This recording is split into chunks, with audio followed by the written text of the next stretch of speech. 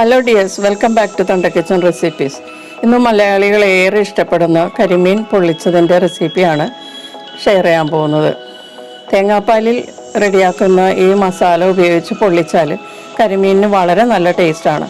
അപ്പോൾ റിസോർട്ടുകളിൽ നിന്ന് കഴിക്കുന്ന ഈ കരിമീൻ പൊള്ളിച്ചത് നമുക്ക് വീട്ടിൽ തന്നെ എങ്ങനെ ഉണ്ടാക്കാമെന്ന് നോക്കാം. നമുക്ക് ഒരു കരിമീൻ ഞാൻ നന്നായിട്ട് ക്ലീൻ ചെയ്ത് വരഞ്ഞു വെച്ചിട്ടുണ്ട്. നല്ല ഡീപ്പായിട്ട് നമ്മൾ വരയണം, എന്നാലേ ഇതിൻ്റെ ഉള്ളിലേക്ക് മസാല ഇറങ്ങുള്ളൂ. നമുക്കിത് ഒരു ചെറുതായിട്ട് ഒരു മാരിനേഷൻ ചെയ്യാം. അതിന് വേണ്ടി കുറച്ച് ഉപ്പ് തൂവി കൊടുക്കുക, കുറച്ച് കുരുമുളക് പൊടി, പിന്നെ കുറച്ച് മഞ്ഞൾപ്പൊടി, മുളക് പൊടി, കുറച്ച് ചെറുനാരങ്ങ നീര്, ഇതെല്ലാം കൂടി നന്നായിട്ട് ഈ മീനിൽ പുരട്ടി കൊടുക്കാം. രണ്ട് സൈഡിലും ഇതിൻ്റെ വരഞ്ഞ ഭാഗത്തൊക്കെ നന്നായിട്ടൊന്ന് പുരട്ടി കൊടുക്കുക. അതിനുശേഷം 10 മിനിറ്റ് റെസ്റ്റ് ചെയ്യാൻ വയ്ക്കാം. 10 മിനിറ്റിന് ശേഷം നമ്മൾക്കൊരു പാൻ ചൂടാക്കി അതിലേക്ക് 2 ടീസ്പൂൺ വെളിച്ചെണ്ണ ചേർത്ത് കൊടുത്തിട്ട് നമുക്ക് ഈ മീനൊന്ന് ഫ്രൈ ചെയ്തെടുക്കാം. മീനിൻ്റെ 2 ഭാഗവും കരിഞ്ഞു പോവാതെ നന്നായിട്ട് പൊരിച്ചെടുക്കണം. ഇപ്പോൾ ഒരു സൈഡ് ഏകദേശം റെഡി ആയിട്ടുണ്ട്. നമുക്കിത് മറിച്ചിട്ടിട്ട് ആ ഭാഗവും നല്ലതുപോലെ ഫ്രൈ ചെയ്തെടുക്കാം. ഇപ്പോൾ കരിമീൻ നന്നായിട്ട് 2 സൈഡും മുരിഞ്ഞിട്ടുണ്ട്. നമുക്കിതൊരു പാത്രത്തിലേക്ക് മാറ്റാം. അപ്പോൾ കരിമീൻ ഫ്രൈ ചെയ്തത് റെഡി ആയിട്ടുണ്ട്. ഇനി നമുക്ക് മസാല റെഡിയാക്കാം. അതിനുവേണ്ടി ആ സെയിം പാനിൽ തന്നെ 2 ടേബിൾ സ്പൂൺ എണ്ണ ചേർത്ത് കൊടുക്കാം. ഇതിലേക്ക് 1 ടേബിൾ സ്പൂൺ പൊടിയായി ചോപ്പ് ചെയ്ത വെളുത്തുള്ളിയും 1 ടീസ്പൂൺ ഇഞ്ചിയും ചേർക്കാം. പിന്നെ 1 ടേബിൾ സ്പൂൺ നുറുക്കിയ പച്ചമുളകും ചേർത്ത് ഒന്ന് വാട്ടുക. നന്നായിട്ടൊന്ന് വാടി കഴിയുമ്പോഴേക്കും ഇതിലേക്ക് കുറച്ച് പച്ചവേപ്പില ചേർത്ത് ഒന്നുകൂടി ഒന്ന് വഴറ്റി കൊടുക്കുക. അതിനുശേഷം ഇതിലേക്ക് പൊടിയായി അരിഞ്ഞ 2 വലിയ സവാള ചേർത്ത് കൊടുക്കാം. നമുക്ക് എന്തോരം ഗ്രേവി വേണോ അതനുസരിച്ചാണ് സവാള ചേർക്കുന്നത്. 2 വലിയ സവാളയാണ് ഞാൻ ചേർത്തിരിക്കുന്നത്. സവാള നന്നായിട്ട് വഴറ്റി കൊടുത്ത് ഫ്രൈ ആയി വരുന്ന സമയത്ത് ഇതിലേക്ക് നമുക്ക് 1/4 ടീസ്പൂൺ മഞ്ഞൾപ്പൊടി,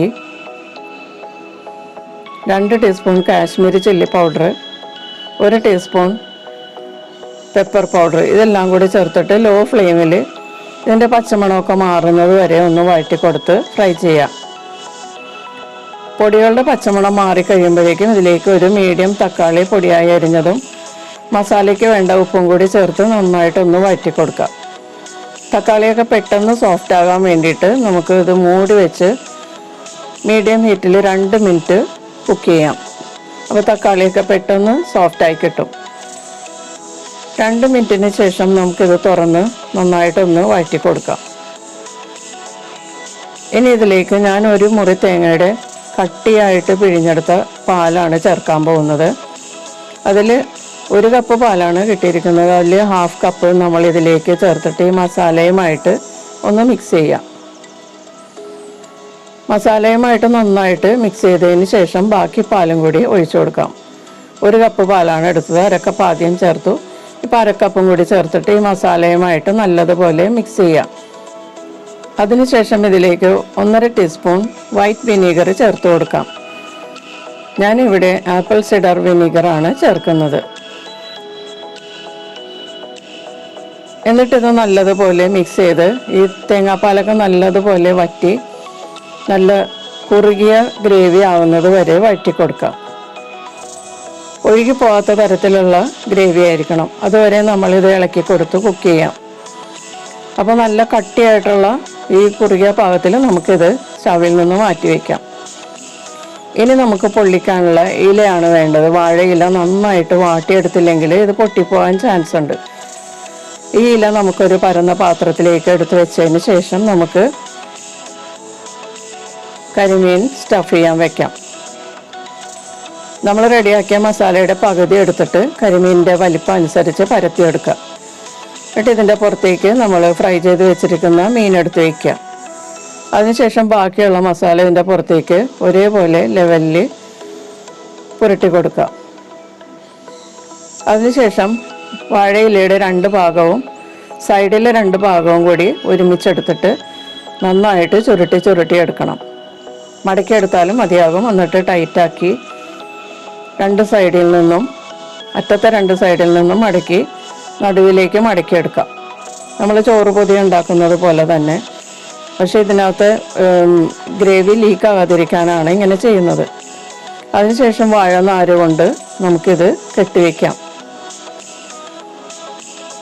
ഇപ്പം നമ്മളുടെ കരിമീൻ പൊതി റെഡി ആയിട്ടുണ്ട്. നമുക്കിനി ഇത് ബേക്ക് ചെയ്തെടുക്കാം. അതിനുവേണ്ടി നന്നായിട്ട് ചൂടായ പാനിലേക്ക് 1 ടീസ്പൂൺ എണ്ണ ഒഴിച്ചു കൊടുക്കുക. അതിനുശേഷം നമ്മൾ പൊതിഞ്ഞ് വെച്ചിരിക്കുന്ന ഈ പൊതി എടുത്തിട്ട് കെട്ടുന്ന ഭാഗം അടിയിൽ വരത്തക്ക വിധം ആദ്യം വെച്ചിട്ട് നമുക്ക് ബേക്ക് ചെയ്യാം. ലോ ഫ്ലെയിമിൽ 10 മിനിറ്റ് ബേക്ക് ചെയ്യാം. 10 മിനിറ്റിന് ശേഷം തുറന്ന് നമുക്കിത് മറിച്ചിടണം. കൈകൊണ്ടും മറിച്ചിട്ടാൽ സ്പൂണൊക്കെ ഉപയോഗിച്ചാൽ പൊട്ടിപ്പോകാൻ ചാൻസ് ഉണ്ട്. അതുകൊണ്ട് ഒരു മൂടി ഇതുപോലെ എടുത്തിട്ട് മറിച്ചെടുത്തിട്ട് നമുക്കിത് വളരെ ഈസി ആയിട്ട് വളരെ സേഫായിട്ട് നമുക്കിത് പാനിലേക്ക് ഇട്ട് കൊടുക്കാം. അതിനുശേഷം മൂടി വെച്ച് വീണ്ടും ഒരു 10 മിനിറ്റ് ലോ ഫ്ലെയിമിൽ കുക്ക് ചെയ്യാം. നന്നായിട്ട് ബേക്ക് ചെയ്തെടുക്കുക. ഇപ്പോൾ 10 മിനിറ്റ് കഴിഞ്ഞിട്ടുണ്ട്. നമ്മളുടെ കരിമീൻ പൊള്ളിച്ചത് റെഡി ആയിട്ടുണ്ട്. നമുക്കിതൊരു പാത്രത്തിലേക്ക് മാറ്റാം. അതിനുശേഷം നമ്മൾ കെട്ടിയതൊക്കെ ഒന്ന് കട്ട് ചെയ്ത് കളഞ്ഞതിന് ശേഷം ഇത് തുറന്ന് നമുക്ക് ഉപയോഗിക്കാവുന്നതാണ്. തേങ്ങാപ്പാൽ ചേർത്തുണ്ടാക്കിയ മസാല ആയതുകൊണ്ട് ഈ കരിമീൻ പൊള്ളിച്ചതിന് ഒരു പ്രത്യേക ടേസ്റ്റാണ്.